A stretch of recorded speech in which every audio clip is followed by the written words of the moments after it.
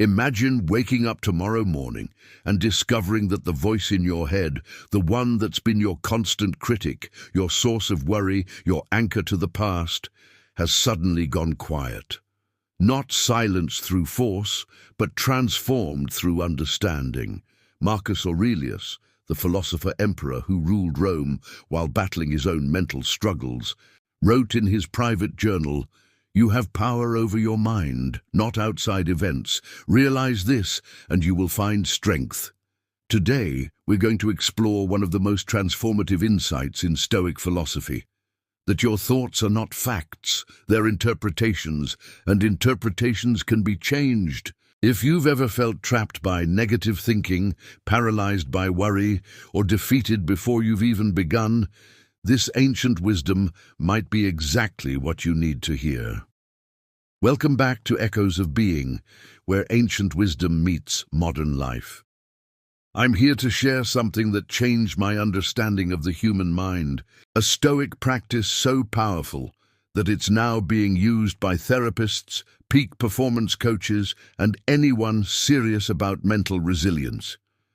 By the end of this video, you'll understand why the Stoics believed that our greatest battles aren't fought in the world around us, but in the 3 pounds of matter between our ears, and more importantly, you'll learn exactly how to win those battles. Let's start with a question that might seem simple, but carries profound implications.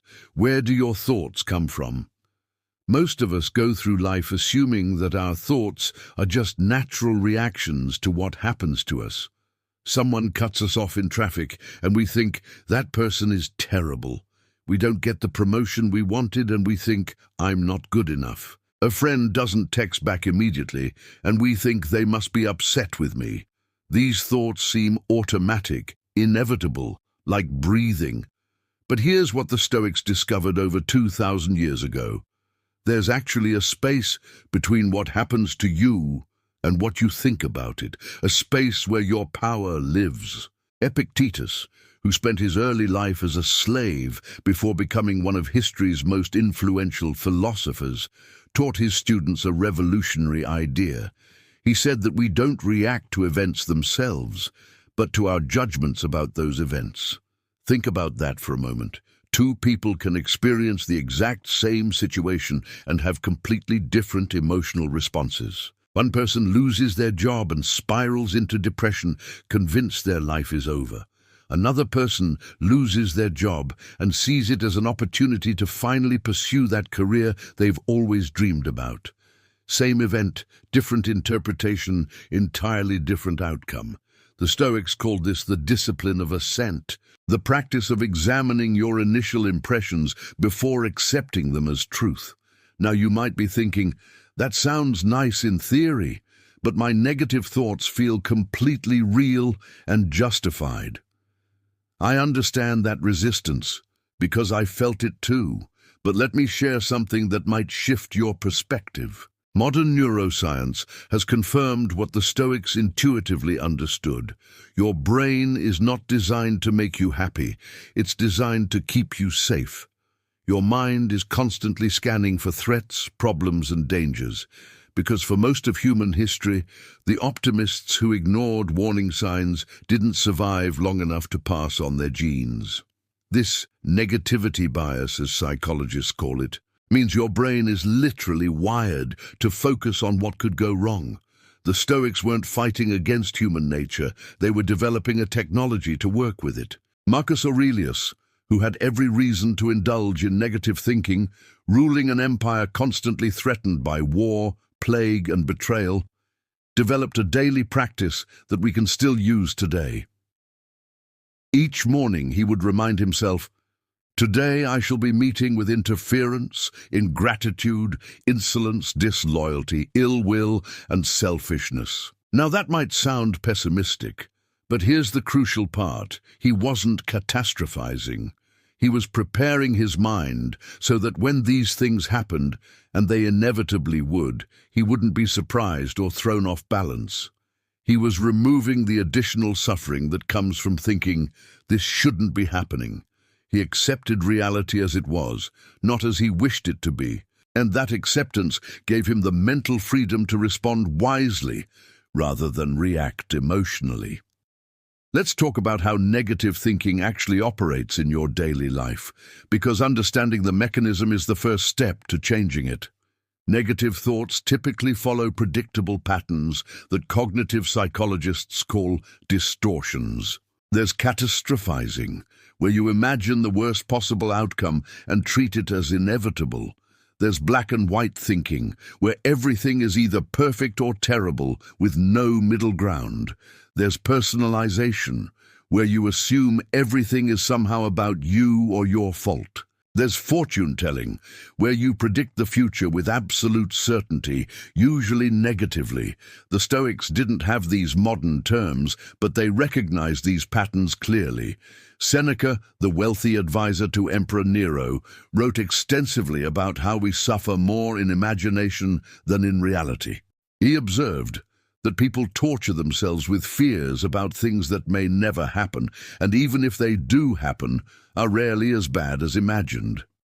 Here's a practical example of how to apply Stoic wisdom to negative thinking. Let's say you have to give a presentation at work, and your mind immediately floods with negative thoughts. I'm going to mess this up. Everyone will think I'm incompetent. My career is going to be ruined. A Stoic approach would involve several steps. First, recognize that these are thoughts, not facts. Label them. I'm having the thought that I'll mess up, rather than I will mess up. This creates psychological distance. Second, examine the thought rationally. What evidence do you actually have? Have you prepared? Have you given presentations before? What actually happened? Third, consider the worst-case scenario realistically. If you do make a mistake, what would actually happen? Would you truly lose your job, or would you simply feel embarrassed for a day or two? Fourth, shift your focus to what's in your control.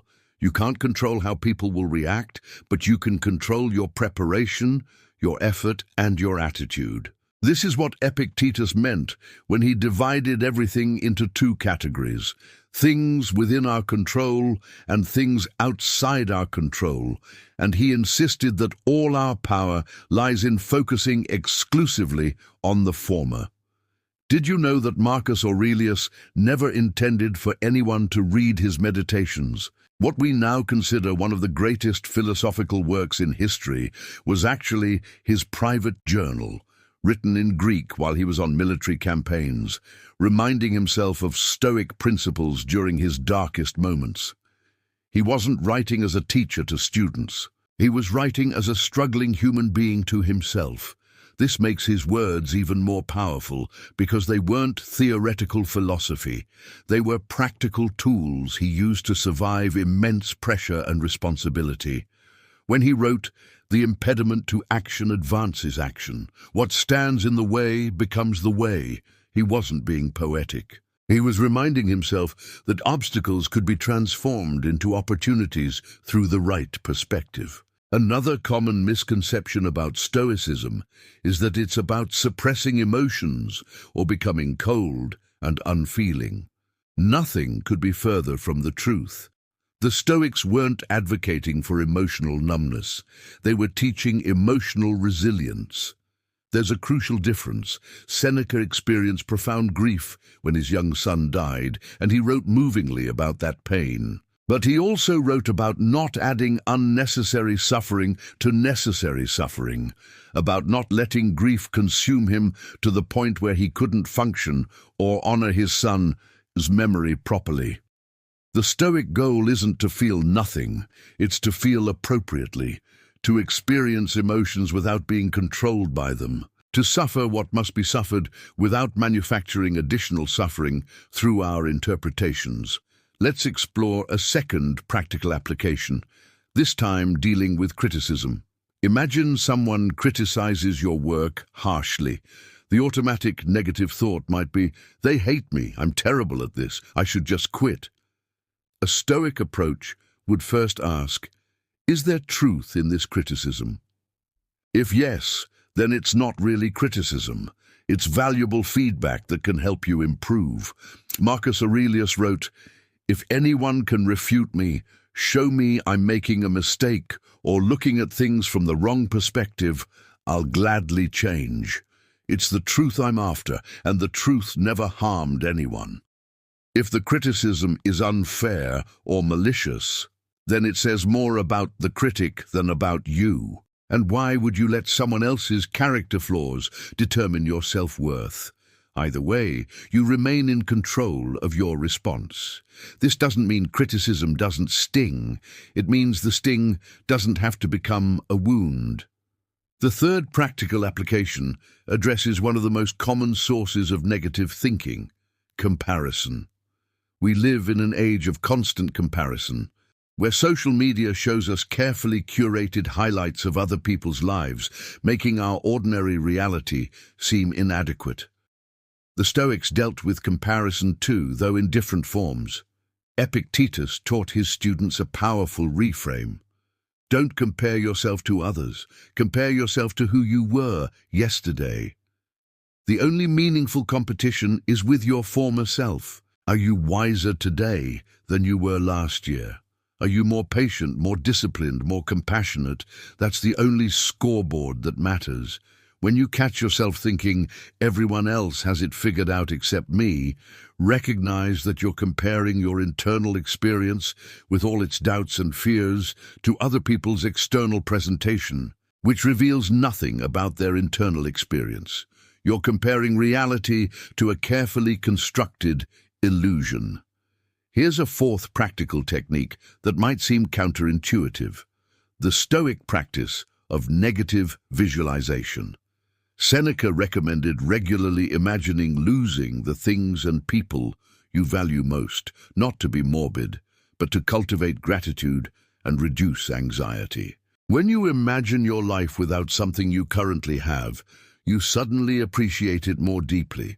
When you mentally prepare for loss, actual loss becomes less devastating because you've already processed some of that emotion. This practice also reveals an important truth about negative thinking. Much of our suffering comes from clinging to the illusion of permanence. We think our job, our relationship, our health, our life will last forever, and then we're shocked and devastated when change inevitably comes. The Stoics weren't pessimists, they were realists who understood that everything is temporary and that understanding actually allows you to enjoy the present more fully. Did you know that Epictetus was physically disabled, likely from an injury sustained during his enslavement, and he used his own physical limitations as a teaching tool? He would tell his students that his leg was not truly his, in the sense that he didn't have complete control over it. It could be injured, could fail, could be taken from him. But his mind, his character, his choices, those were truly his, and no external force could take them away without his consent.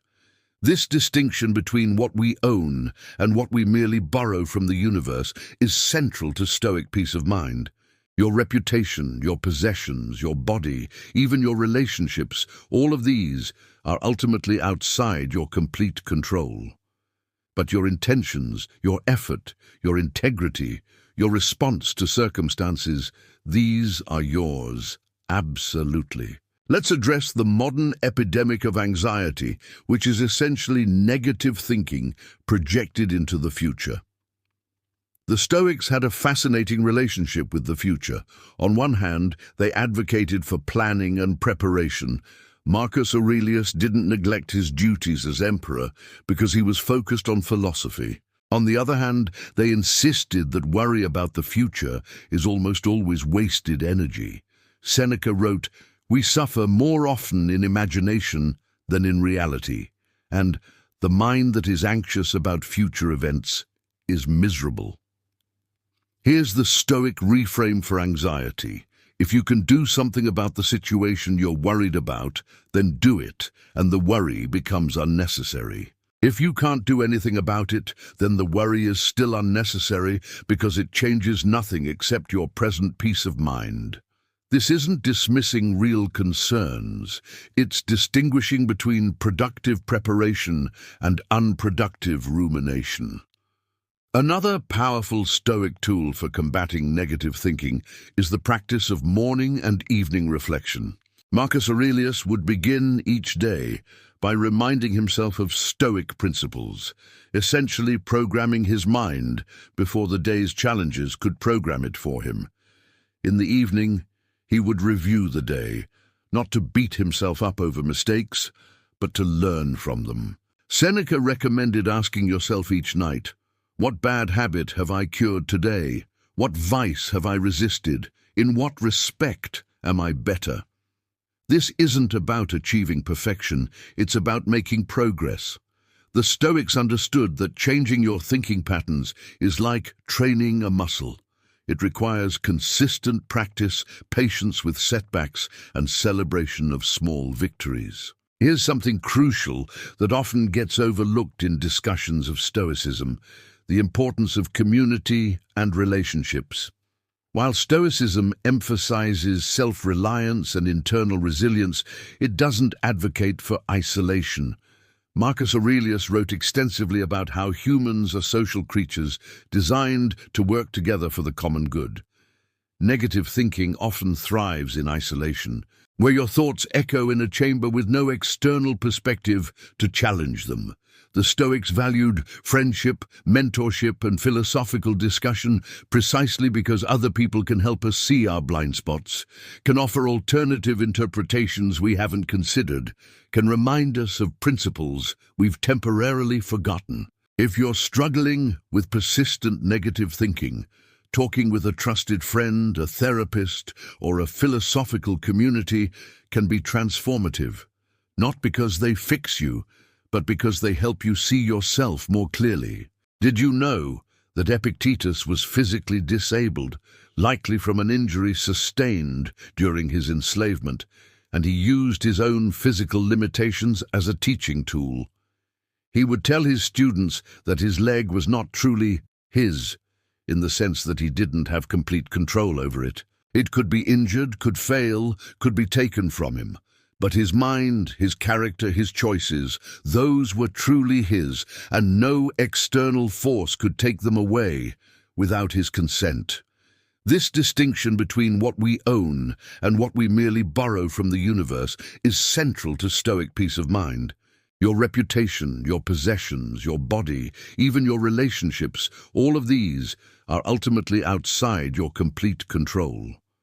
But your intentions, your effort, your integrity, your response to circumstances, these are yours, absolutely. Let's address the modern epidemic of anxiety, which is essentially negative thinking projected into the future. The Stoics had a fascinating relationship with the future. On one hand, they advocated for planning and preparation. Marcus Aurelius didn't neglect his duties as emperor because he was focused on philosophy. On the other hand, they insisted that worry about the future is almost always wasted energy. Seneca wrote, "We suffer more often in imagination than in reality, and the mind that is anxious about future events is miserable."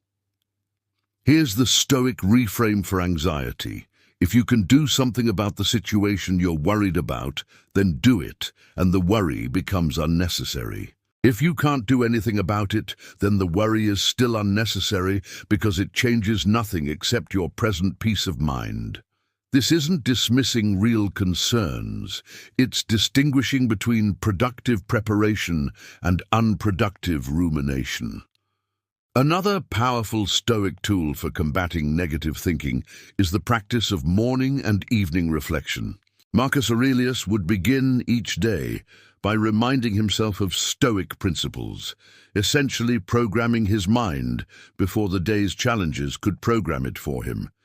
In the evening, he would review the day, not to beat himself up over mistakes, but to learn from them. Seneca recommended asking yourself each night, "What bad habit have I cured today? What vice have I resisted? In what respect am I better?" This isn't about achieving perfection, it's about making progress. The Stoics understood that changing your thinking patterns is like training a muscle. It requires consistent practice, patience with setbacks, and celebration of small victories. Here's something crucial that often gets overlooked in discussions of Stoicism: the importance of community and relationships. While Stoicism emphasizes self-reliance and internal resilience, it doesn't advocate for isolation. Marcus Aurelius wrote extensively about how humans are social creatures designed to work together for the common good. Negative thinking often thrives in isolation, where your thoughts echo in a chamber with no external perspective to challenge them. The Stoics valued friendship, mentorship, and philosophical discussion precisely because other people can help us see our blind spots, can offer alternative interpretations we haven't considered, can remind us of principles we've temporarily forgotten. If you're struggling with persistent negative thinking, talking with a trusted friend, a therapist, or a philosophical community can be transformative, not because they fix you, but because they help you see yourself more clearly.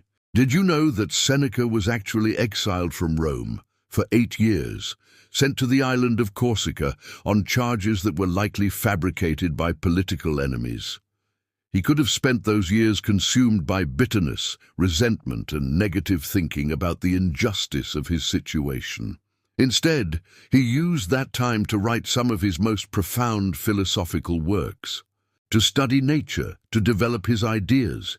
He later wrote that exile taught him that home is not a place, but a state of mind, that you can be free even when your physical freedom is restricted, that external circumstances have only the power over you that you grant them. His exile, which seemed like a catastrophe, became a catalyst for philosophical growth.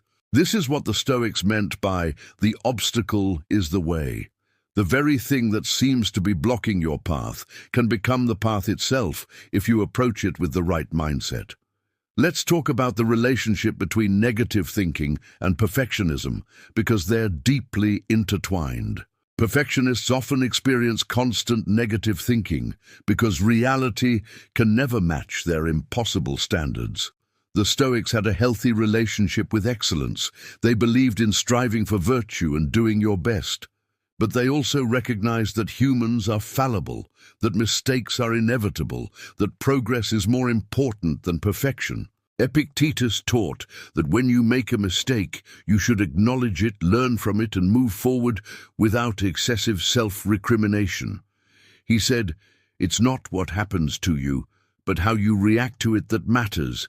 And this applies to your own failures as much as to external events. The negative thinking that follows a mistake, the rumination, the harsh self-judgment, often does more damage than the original mistake itself. Now, I want to address something important. Stoicism is not a cure-all, and I'm not suggesting that serious mental health conditions can be resolved simply by changing your thinking. If you're dealing with clinical depression, severe anxiety, trauma, or other mental health challenges, please seek professional help. What I am saying is that Stoic practices can be powerful complementary tools, and in fact, many modern therapeutic approaches, particularly cognitive behavioral therapy, have been directly influenced by Stoic philosophy. The idea that our thoughts influence our emotions, which influence our behaviors, which influence our lives, that's fundamentally Stoic. And it's also the foundation of CBT. The ancient wisdom and modern psychology are saying remarkably similar things. Here's a final practical technique that brings together everything we've discussed: the Stoic practice of the view from above. Marcus Aurelius would regularly imagine himself rising above his immediate situation, seeing first his city, then his country, then the entire earth from space, then the cosmos itself. From that perspective, his problems, which seemed overwhelming up close, revealed themselves to be tiny and temporary.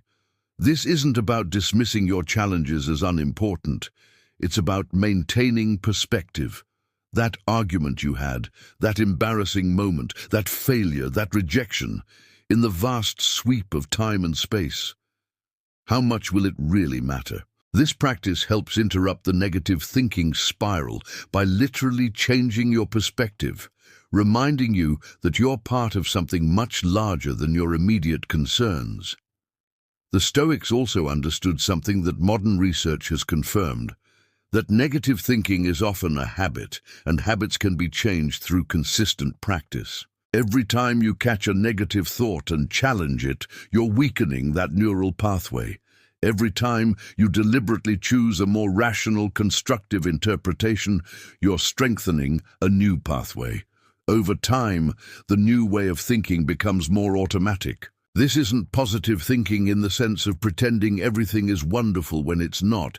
It's realistic thinking, accurate thinking, thinking that acknowledges challenges without catastrophizing them, that recognizes your capabilities without inflating or diminishing them, that accepts reality as it is while working to improve what can be improved. So where does this leave us? The Stoics offer us not a promise that life will be easy or that negative thoughts will disappear entirely, but something more valuable, a set of tools for navigating difficulty with wisdom and resilience. They teach us that while we can't control what thoughts arise in our minds, we can absolutely control which thoughts we engage with, which we challenge, which we accept as true. They show us that the same event can be interpreted in multiple ways, and our interpretation determines our emotional experience. They remind us that most of our suffering is self-inflicted, created not by our circumstances, but by our judgments about our circumstances, and that means we have far more power than we typically realize. Marcus Aurelius, facing the immense pressure of ruling an empire, dealing with war, plague, betrayal, and personal loss, wrote these words: "When you arise in the morning, think of what a precious privilege it is to be alive, to breathe, to think, to enjoy, to love." Even in the midst of difficulty, he chose gratitude.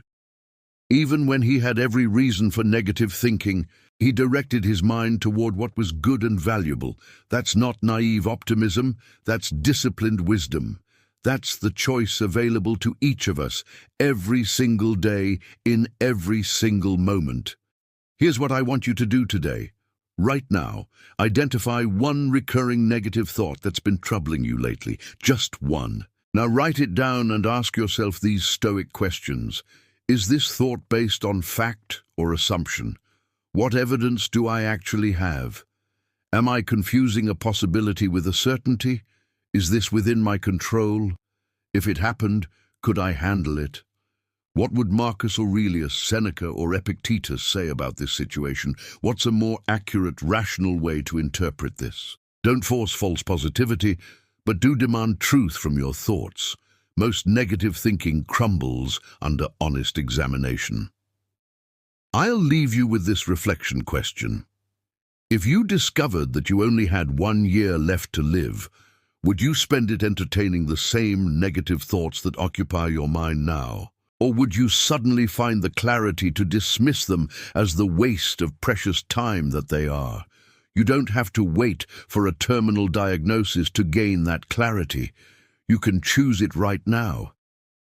The Stoics understood that life is short, that every moment spent in unnecessary mental suffering is a moment you'll never get back, and that you have more power over your mind than you've been taught to believe. What Stoic practice has changed your life? Have you used any of these techniques to transform your thinking? Share your experience in the comments below, because your journey might be exactly what someone else needs to hear today. If this video resonated with you, consider subscribing to Echoes of Being, where we explore ancient wisdom for modern life every week. And if you know someone who's struggling with negative thinking, share this with them. Sometimes the right idea at the right time can change everything. Until next time, remember, it's not what happens to you, but how you respond that determines the quality of your life. You have more power than you know. Use it wisely.